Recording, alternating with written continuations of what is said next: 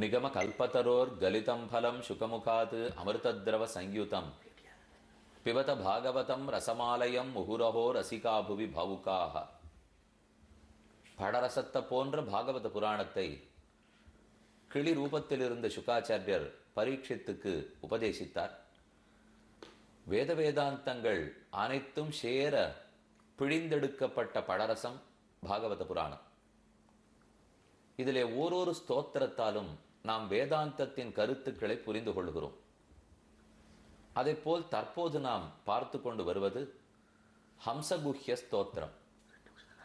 பகவானை குறித்து தக்ஷ பிரஜாபதி ஸ்தோத்திரம் செய்து பிரஜைகளை, நல்ல சிறந்த பிரஜைகளை உற்பத்தி செய்யக்கூடிய வரத்தை பெற்றார். அந்த சரித்திரத்தை நாம் கீழ்நாள் பார்த்தோம். அதற்கு மேல் அவர் அசக்னி என்பவளை கல்யாணம் பண்ணி கொண்டு எப்படி பிள்ளைகளை பெற்றார். ஆனால் அந்த பிள்ளைகளை மேற்கொண்டு உற்பத்தியில் வளர விடாமல் நாரதர் தடுத்து அவர்களை மோட்சத்துக்கே அனுப்பி வைத்தார். அதனால் கோபம் கொண்ட தக்ஷ பிரஜாபதி நாரதரையே சபித்தார். இந்த வியப்பான கதையைத்தான் தற்போது பார்க்க போகிறோம். 6வது ஸ்கந்தம் 5வது அத்தியாயம்.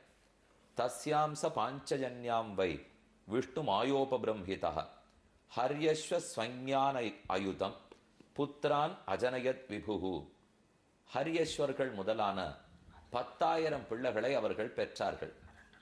பஞ்சஜனன் என்பவனுடைய பெண் அசிக்னி. தக்ஷ பிரஜாபதி அசிக்னியை கல்யாணம் பண்ணி கொண்டு ஹரியஸ்வர்கள் என்று பெயர் பெற்ற 10,000 பிள்ளைகளை பெற்றார். அபிருதக் தர்மசீலாஸ்தே சர்வே தாக்ஷாயணா நிருப பித்ரா புரோக்தா பிரஜாசர்கே பிரதீச்சீம் பிரயுர்திஷம். தகப்பனாராலே தூண்டப்பட்டவர்களாய் அவர்களும் தவம் புரிந்து பிரஜைகளை உற்பத்தி பண்ண வரம் வேண்டி மேற்கு திக்கை நோக்கி போனார்கள். அங்கே சென்றவர்கள் பகவானை குறித்து தவம் புரிய தொடங்கினார்கள். நாராயண சரஸ், நாராயண தீர்த்தம் என்கிற இடத்தில் இருந்து கொண்டு ததுபஸ்பர்ஷனாதேவ வினிர்தூத மலாசயாக தர்மே பாரஹம்ஸ்யேச்ச புரோத்பன்ன மதயோப்யுத தேபிரே தப ஏவோக்ரம் பித்ராதேசேன யந்திரிதாக பிரஜா விவருத்தையே யத்தான் தேவர்ஷிஸ்தான் ததர்ஷக. அவர்கள் அங்கிருந்து கொண்டு பிரஜைகளை உற்பத்தி பண்ண வரமருள வேண்டும் என்று வேண்டிக் கொண்டிருக்கும் போது தேவரிஷி நாரதர விடத்துக்கு வந்தார். நீங்கள் ஏதோ அறியாத்தனத்தாலே தவம் புரிகிறீர்கள். எதற்காக தவம் செய்ய வேண்டும்? மோட்சம் போவதற்கு மட்டும்தான் திருமாலை வேண்ட வேண்டும். நீங்க என்னமோ மேலே மேலே கர்மத்தில் ஈடுபடுவதற்கும் இல்லறத்திலும் குழந்தைகளை உற்பத்தி பண்ணுவதற்கும் போய் கேட்கிறீர்களே. உங்களிடத்துல நாங்க இப்போ ஒரு 8 கேள்வி கேட்க போறேன்.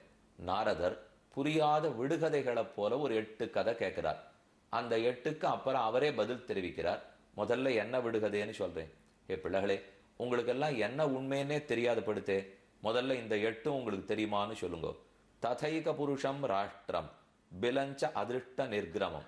தத ஏக புருஷம் ராஷ்டிரம், ஒரே ஒரு ஆள், ஒரே ஒரு தலைவன் இருக்கக்கூடிய நாட்டை பார்த்திருக்கீங்களா?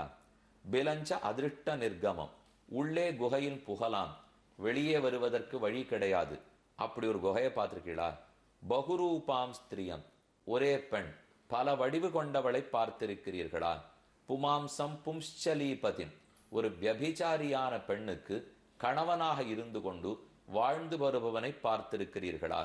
நதீம் உபயதோவாகாம், ஒரே நதி கிழக்கு மேற்கு ஆகிய 2 திசைகளிலேயும் ஓடுவதை பார்த்திருக்கிறீர்களா?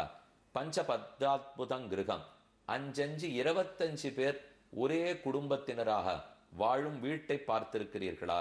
கொஜித் ஹம்சம் சித்திரகதம், ரொம்ப அழகான நடை கொண்ட ஹம்சப்பறவை வெவ்வேறு நடை நடந்து பார்த்திருக்கிறீர்களா? க்ஷௌரபவ்யம் ஸ்வயம் பிரமிம், வஜ்ராயுதத்தை போன்ற தானும் சுற்றி கொண்டு உலகத்தையும் சுற்றி வரக்கூடிய சக்கரத்தை பார்த்திருக்கிறீர்களா?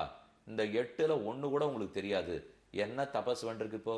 நீங்க எங்க போய் பிரஜைகளை உற்பத்தி பண்ண பொருள்? இந்த 8க்கும் பதில் தெரிந்தால் சொல்லுங்கோள் என்று நாரதர் கேட்டுட்டார். அவர்களை கேட்டார். இப்ப நாம புரிந்து கொள்ள வேண்டுமே, என்ன சொல்றார் இவர்? இப்போ இதை போல எல்லாம் ஒரு பாதி புரிஞ்சாப்புல இருக்கு, ஆனா இன்னொரு பாதி புரியாதா போலே உள்ளது. இப்ப அதுக்கு அவரே சுகாச்சாரியர் இந்த விடுகதையை விடுவித்து கொடுக்கிறார். தன்னிசம்யாத ஹரியஸ்வாக ஔத்பத்திக மனிஷயா. இனி அதற்குரிய சரித்திரம் என்னன்னு பார்ப்போம். ஏக ஏவேஸ்வர ஸ்துர்யா பகவான் ஸ்வாஸ்ரய பரஹ. 12வது ஸ்லோகத்திலேருந்து இதுக்கு பதில் இருக்கு. முதல்ல இப்ப நாம பார்த்தது 6வது ஸ்லோகம், 7வது ஸ்லோகம், 8வது ஸ்லோகம், 9வது ஸ்லோகம். அதிலே விடுகதைகள் உள்ளன. அதனுடைய பதில்கள் அத்தனையும் 12வது ஸ்லோகத்தில் இருந்து உள்ளன. இப்ப பதில சொல்றேன். ஒரே ஒரு புருஷன் இருக்கக்கூடிய ராஜ்யம் உண்டா? உண்டு. ஒரே பகவானாலே ஆளப்படுகிற பிரபஞ்சம். அத்விதீயனாய் ஒரே கடவுளாய் எம்பெருமான் உள்ளான். ந தத் சமஸ்ச அபியதிகஸ்ச திருஷ்யதே. திருவண்ணகரில் ஒப்பிலாத அப்பன் எழுந்தருளி உள்ளார். ஒரே அப்பன், ஒப்பிலாத அப்பன். அந்த ஒப்பிலாத அப்பனுக்குன்னு திருவோண நட்சத்திரம், விஷ்ணு நட்சத்திரமே திருவோண நட்சத்திரம். தேவியை திருக்கல்யாணம் பண்ணிக்கொண்டு லவணவர்ஜித சுவாமியாய் உப்பையும் துறந்து ஒப்பையும் துறந்து தன்னொப்பார் இல்லப்பனாய் பொன்னப்பன் மணியப்பன் முத்தப்பனாகவே பெருமாள் சேவை சாதிக்கிறார். அப்ப ஒரே தலைவன் இருக்கக்கூடிய அரசு லோகந்தான், தலைவன் பகவான் தான், ஒப்பிலாத அப்பன் தான்.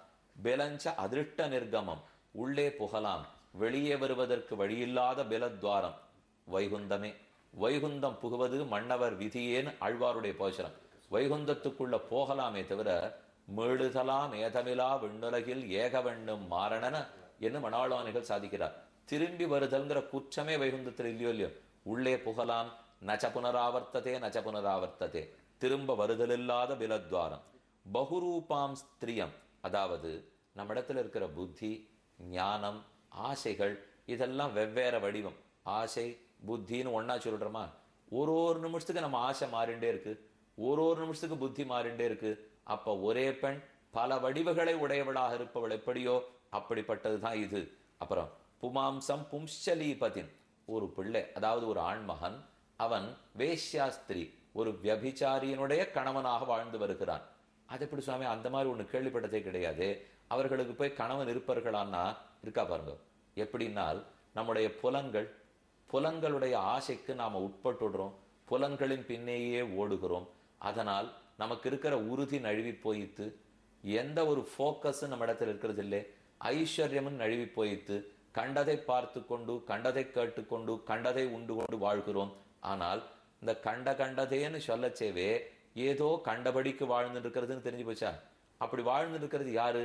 ஒரு ஜீவாத்மா தானே இந்த உடலோடு வாழ்ந்து கொண்டிருக்கிறான். அப்ப இந்த சரீரம்ங்கிறது தான் கண்டபடி போகக்கூடியது. அந்த போகக்கூடியதுக்கு ஒரு பத்தி ஒரு கணவன் இருக்கார், அவர் தான் இந்த ஜீவாத்மா. அப்ப இதை பத்தி இப்போ ஒரு நிமிஷம் முன்னாடி சொல்லச்சே அப்படி இருப்பமாங்கிற கேள்வி வந்தது. இதோ நம்ம ஒத்தொத்தருமே இருந்துட்டு இருக்க முடியும். ஏன்னா இதெல்லாம் கண்டபடி ஓடுறதுக்கு அது ஒருத்தனோட ஒரு பகவானுக்குன்னு இந்த இந்திரியங்கள் வாழ்வதில்லை. இந்திரியங்கள் கண்டதை பார்க்கறது. புலன்கள் எங்கும் தரிகட்டு திரிந்தாலும் அந்த புலன்களுக்கு நான் தான் கணவன் நினைச்சுன்னு ஒரு ஆத்மா வாழ்ந்து கொண்டிருக்கிறான் இல்லையோ. இப்படிதான் இருக்கு இந்த லோகத்தில் வாழ்க்கை, தெரிந்து கொள் என்றார். நதி உபயத்தோவாகாம், ஒரு நதி மேற்கேயும் ஓடும் கிழக்கேயும் ஓடுமா? வேதங்களாகிற நதிகள் ஓடும். வேணும்னால் இந்த லோகத்தில் ஐஸ்வர்யத்தை சம்பாதிக்கிறதுக்கு யாகம் ஹோமமும் சொல்லும். வேண்டாம்னால் மோட்சத்துக்கு போறதுக்கு சரணாகதியும் சொல்லிடும். அப்ப அந்த பக்கம் போறதுக்கு நதி ஓடுறது, இந்த பக்கமும் நதி ஓடுறது இல்லையோ. இப்ப நர்மதை தபதி எல்லாம் மேற்கு நோக்கி ஓடும், கங்கா காவேரி யமுனா தாமிரபரணி எல்லாம் கிழக்கு நோக்கி ஓடும். ஒரே நதி ரெண்டு பக்கமும் ஓடி நம்ம பார்த்தது கிடையாது. ஆனா ஒரே வேதம் இந்த லோகத்துல ஓஹோன்னு வாழ்ந்து மேல மேல பிறக்கிறதுக்கு வழி சொல்றது. அதே வேதம் இந்த லோக வாழ்க்கைய வேண்டாம்னுட்டு மோட்சம் போறதுக்கு வழி சொல்றது. இது பிரவிற்த்தி மார்க்கம், அது நிவிருத்தி மார்க்கம். நேர் எதிரா ரெண்டு பக்கம் ஓடுறது பாருங்க. அதுதான் வேதங்களாகிற நதிகள். அதை தெரிந்து கொண்டாயா? பஞ்சாத்புதம் கிரகம், 25 பேர் வாழற குடும்பம் இருக்காருன்னா 24 தத்துவங்கள் அச்சித் தத்துவங்கள். இதை பலமுறை பார்த்திருக்கிறோம். பொங்கைம்புலனும் பொறியைந்தும் கருமேந்திரியம் ஐம்பூதம் இவ்வுயிரை பெறகிருதி மானாங்கார மனங்களேன்னு ஆழ்வார் போஷனம்.